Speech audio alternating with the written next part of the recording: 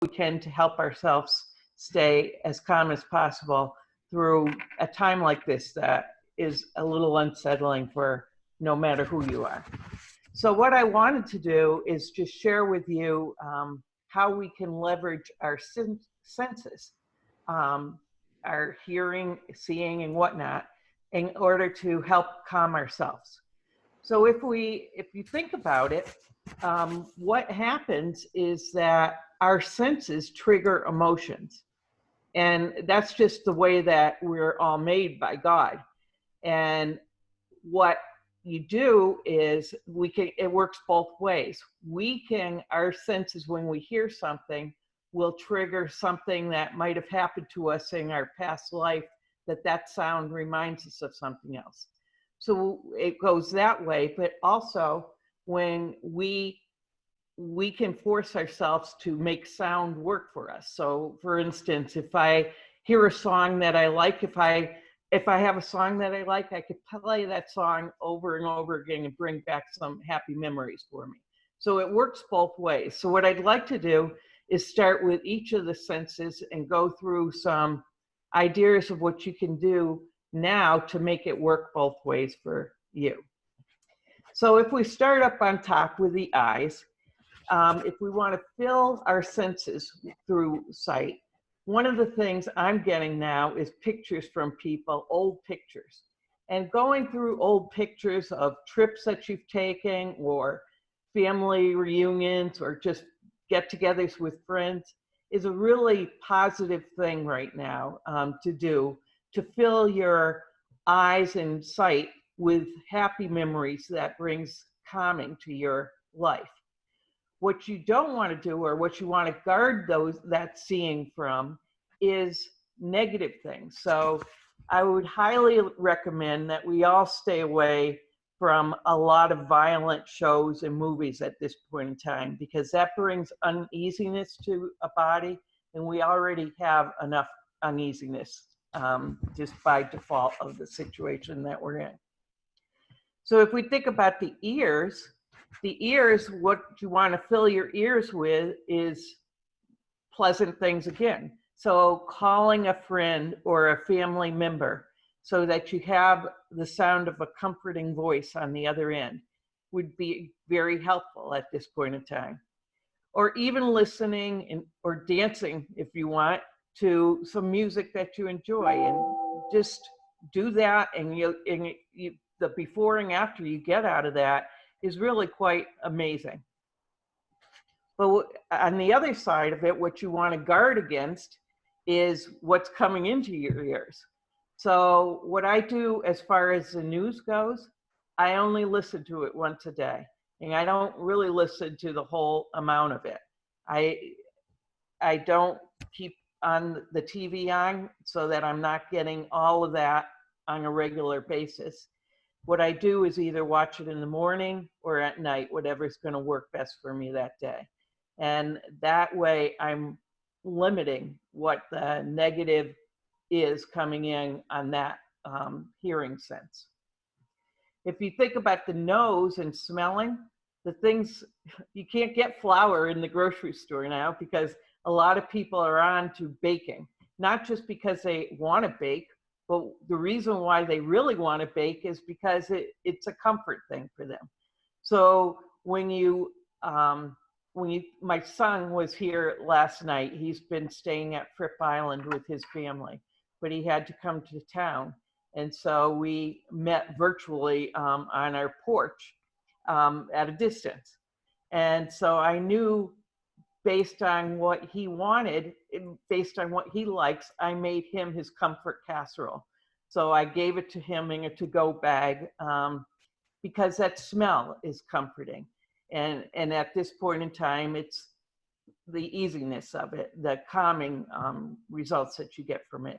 And the same with baking cookies, or like for my husband, making meatloaf. If he smells meatloaf, then he's a happy man. The other thing as far as smelling goes is we are so blessed to be here in Atlanta, where the spring is so beautiful right now, because if you look at Detroit and Chicago and New York, it's not quite that nice right now. So one of the things you could do right now is just get outside and enjoy the smells of spring. The flowers, the smell of people cooking outside with their grills and that kind of thing. That has a very calming effect emotionally, and it just brings a smile to your face. As far as unhappy smells, we hear about aromatherapy, light some burns, have some incense going, or use some essential oils for lavender. Well, if you're really opposed to the smell of lavender, it's not going to help you. In fact, it will negate what you're trying to do. So if you don't like lavender, don't use lavender. The same as if you don't like chamomile tea, which is supposed to be very calming. I can't stand the smell of chamomile. And so don't do it just because for some people it happens to be calming. As far as tasting goes, I'm not saying indulge and pig out on everything that makes you happy. But when I was at the grocery store the other day, one of the things it struck me as when it's times like this, it calls for Cape Cod potato chips. So I did go and buy my Cape Cod potato chips. But this past week, I didn't get Cape Cod potato chips. So you have to limit how much you're indulging. But if those are your favorite things, give in to yourself a little bit right now from a taste perspective. And that you'll too find a little bit calming. And the other thing is, it's real important for us to eat healthy now. So while we don't like as many healthy things as we like unhealthy things, it seems, try to rev up on those healthy things that you do like the taste of, because it can only help you during this time. But there's people, and I've been surprised how many people I've heard from that say, well, it's in the pantry, I need to use it up now. If you hate oatmeal and it's in the pantry, don't eat the oatmeal at this point in time, because if it's got negative associations with it, like my husband who says, we had to eat oatmeal every single morning because we were so poor. Don't eat the oatmeal now. It's going to do more harm than good at this point in time. And lastly, as far as touching nature anyway is the best thing that you could do right now. Whether it's, I was spreading mulch and getting down in there and pulling some weeds at the same time, or even going out and picking some of the beautiful azaleas we have and bringing them in. And I said to Dawn earlier, today I'd have to say is a day that I feel more angst than I've felt up until now through this whole thing. And one of the best things to do when you do that is to go outside and just lay down on the grass for about 20 minutes. And the reason why that works is because anything that's alive has motion to it. And right now we're in a weird situation where we're used to motion as being going here, going there. But right now our inner motion is taking over from our outer motion because we're still more than we're moving around. So one of the things it does to lay on the grass is to bring you back to that motion of the universe. And it's kind of nice to lay there and look at the clouds anyway. So if you get to a point where you're feeling really, you need some to balancing your life, just go outside for 20 minutes and lay on the grass. The other thing that helps at this point in time is having something and touching something that gives you comfort. So, we're used to seeing little kids with their safety blankets, but we all have those things, whether it's a stuffed animal or a stone or a crystal or a Bible or even just an old picture of somebody. So it helps from a touching point of view to have those close by. And as far as working the touching in the other direction, I'm sorry, you can't do anything at this point because we can't touch each other. So that is a high level of some of the things that you could do that I hope you understand what I'm saying. Make the senses work for you to help bring more calm into your life. Does everybody, it's kind of bottom line is you fill your senses with comfortable feelings and you guard your senses from those things that are uncomfortable at this point in time to have more balance in your life. So I want to pause before we talk about the sixth sense and go into a meditation and ask if anybody has any questions.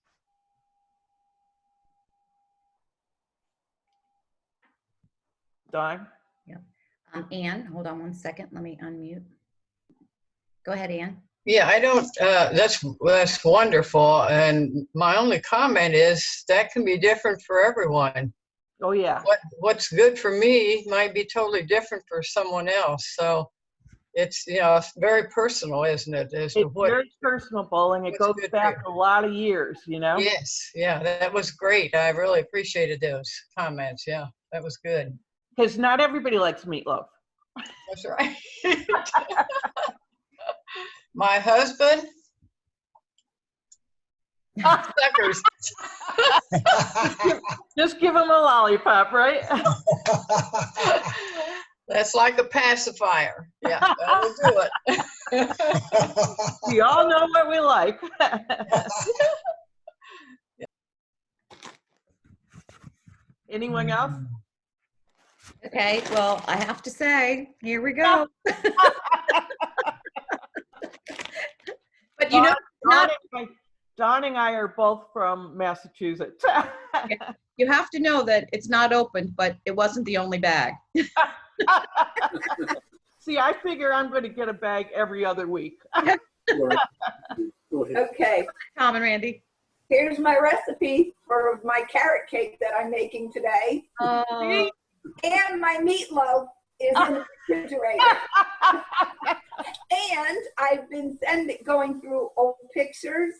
And when I come to something that I think would make the person in that picture feel good, I've been texting it to them.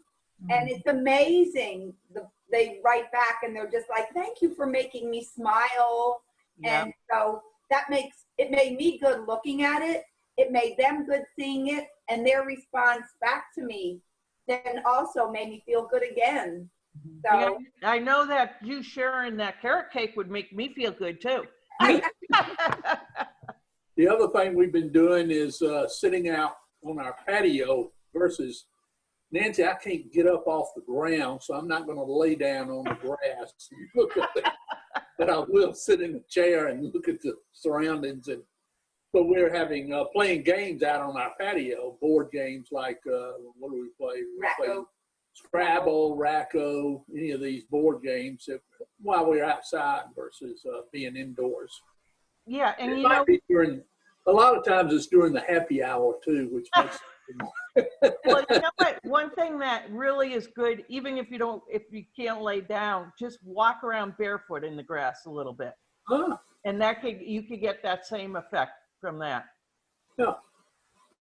well, also when you say lay in the grass, and then of course you're laying, so you're looking up, and you mentioned the clouds, but I can remember times when growing up, had a cabin in Pennsylvania Poconos, and I used to love to lay on the deck and look up at the trees swaying. Oh, So yeah. there's that motion too. Yeah. About. Yeah. Yeah.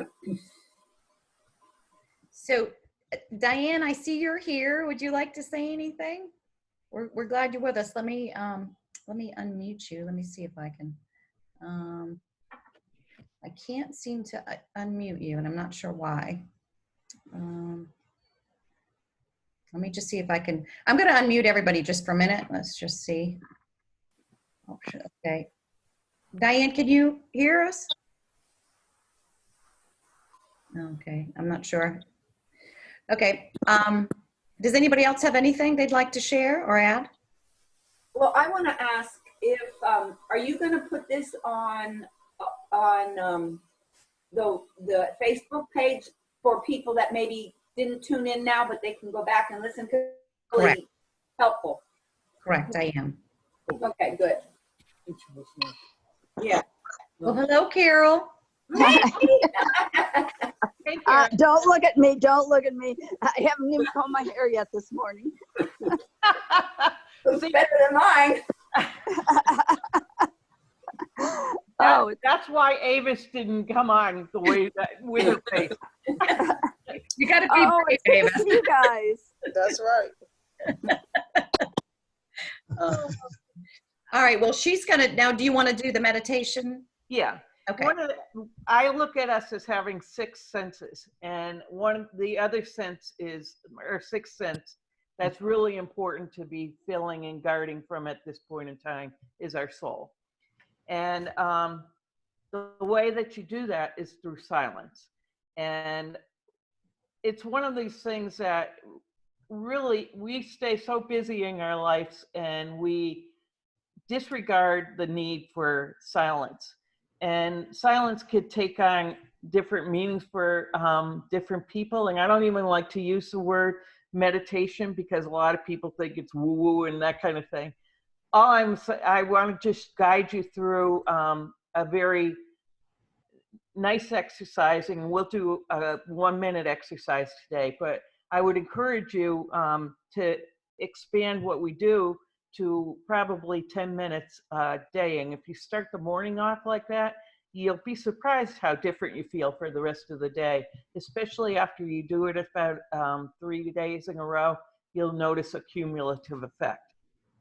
So I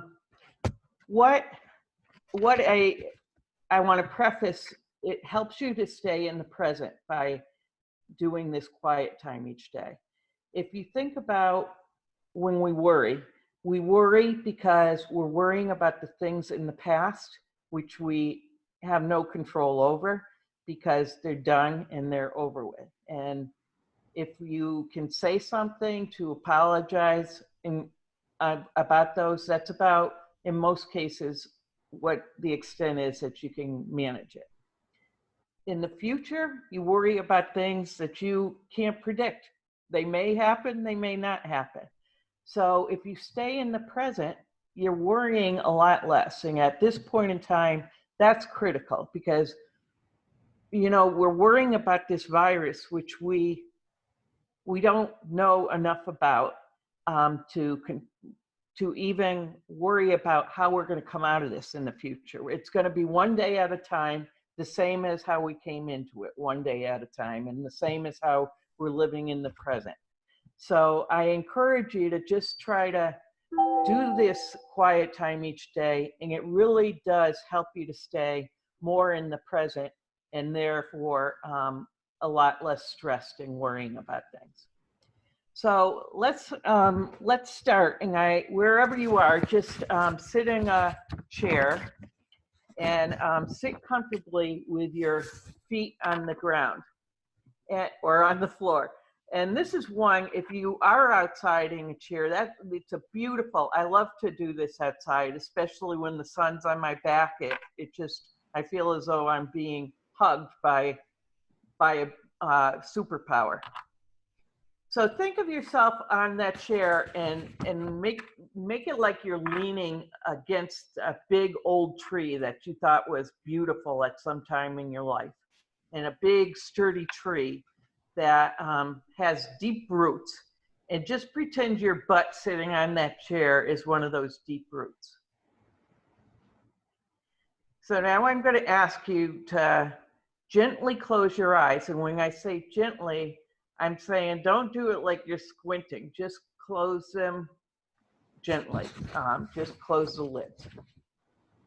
And just relax your face so that any tension that you're feeling in your cheekbones or jaw is relaxed. Now you've got your back and your shoulders supported by that tree, and your feet are gently on the floor. And so now what we're going to do is breathe. And there's a right way to breathe, even though we don't think about that. But you know when you get that sigh of relief and you take a deep breath and you go, that's the kind of breathing I'm talking about. That's coming from your stomach and really fully getting rid of that breath. So and that's what we call a cleansing breath.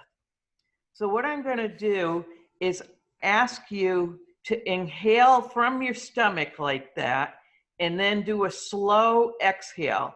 to the count of 4. And we're going to do that 4 times. We're going to do that 3 times. So let's start with breathing in. 1, 2, 3, 4, 5. 4. Hold it a minute. Then exhale. 2, 3, 4, 5. And I keep going to 5 instead of 4. I apologize. All right, let's do that again. Inhale.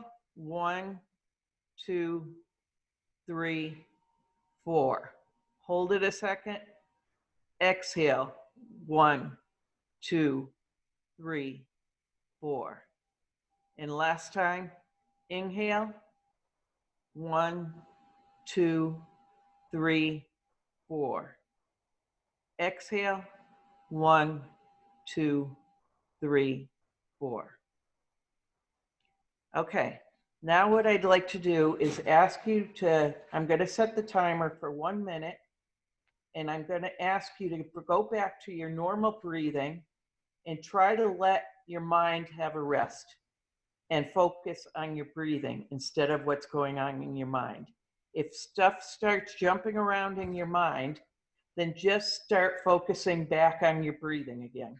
And we'll get back to that rather than letting our mind take over.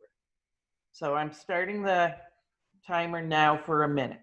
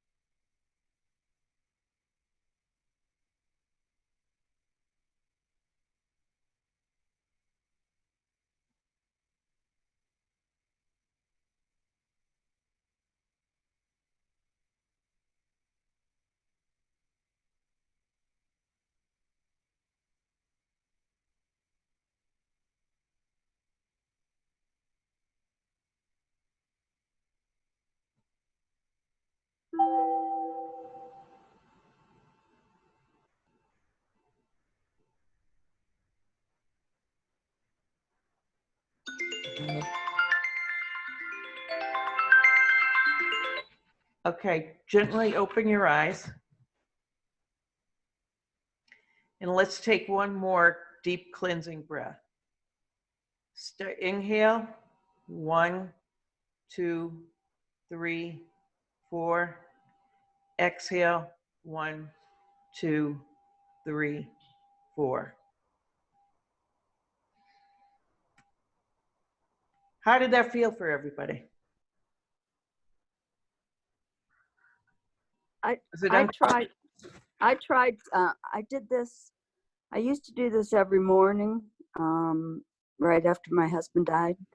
And it takes practice to keep your mind calm and clear and focus on your breath.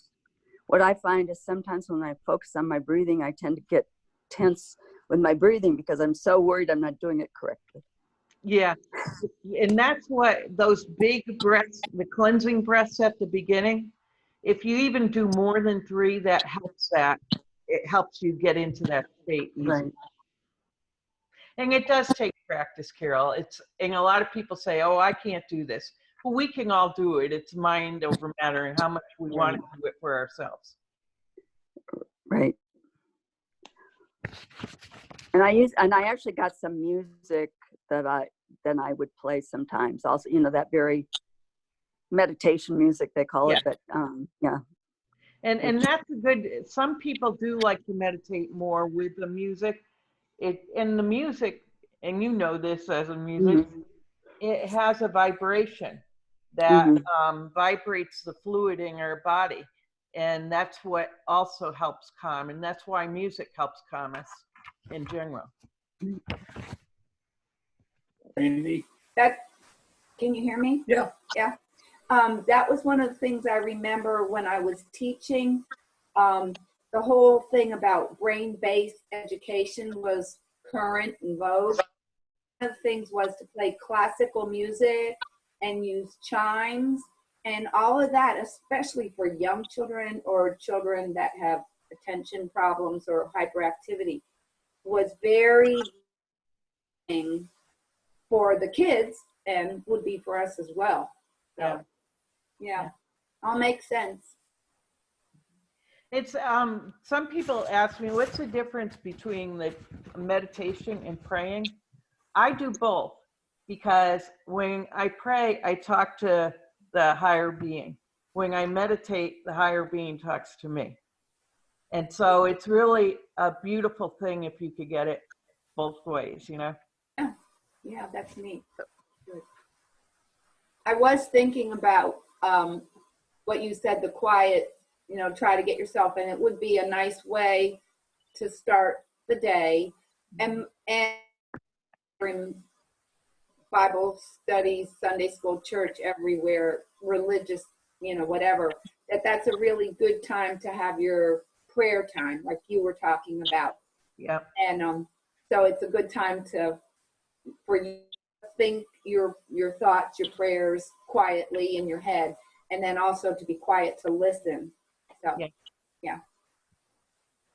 So what I'd like to close with is loving kindness devotion. That I think it's a beautiful thing for us regularly, but it seems like it's especially beneficial now during this Passover and Easter Passion time. So I'll start it, and if you guys wouldn't mind repeating after me. May we all be safe and protected. May May we we all be safe and protected. May we all be well in body and in mind. May May we all all be be well, well body and in and mind. May we be tender when facing difficulties. May May we we be see tender, tender facing when facing difficulties. difficulties. And may we be kind and strong. May we be kind and kind strong. Kind and strong. Thank you all. Thank you. Thank you very Thank you, much. Nancy. That was good. Great job, Nancy. And Thank you, Nancy. I'd like to add, we need to be kind and strong to each other and to ourselves, because I think there's a lot of expectations we have of ourselves during this time too. Yeah, one thing that Reverend Jody said, he said, it's all right to not be all right. Yeah. It is all Which I like that. You know, there are times that we just aren't all right, and that's okay. Don't be hard on ourselves. Right. Yeah. That's right.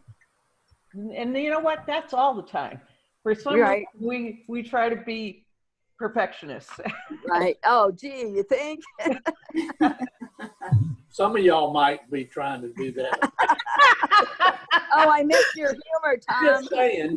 That's why we balance ourselves out here. Oh. That laughter sounds so beautiful. I mean, that's It does. It's good. That's what I miss most, the laughter and the hugs. Yeah. Yes, definitely the hug. Mhm. Virtual Man, hugs. we were always going to get together again after our meal. That was good. Very Yes, good. that was good. Nancy, you did a fantastic job. And I Thank want to Yes. thank Yes. you for putting that all together for us. Thank you. Do it. And I want to thank all of you for being part of it. Yes, thank you. And for those of you that were brave enough for us to see you, You see the real me.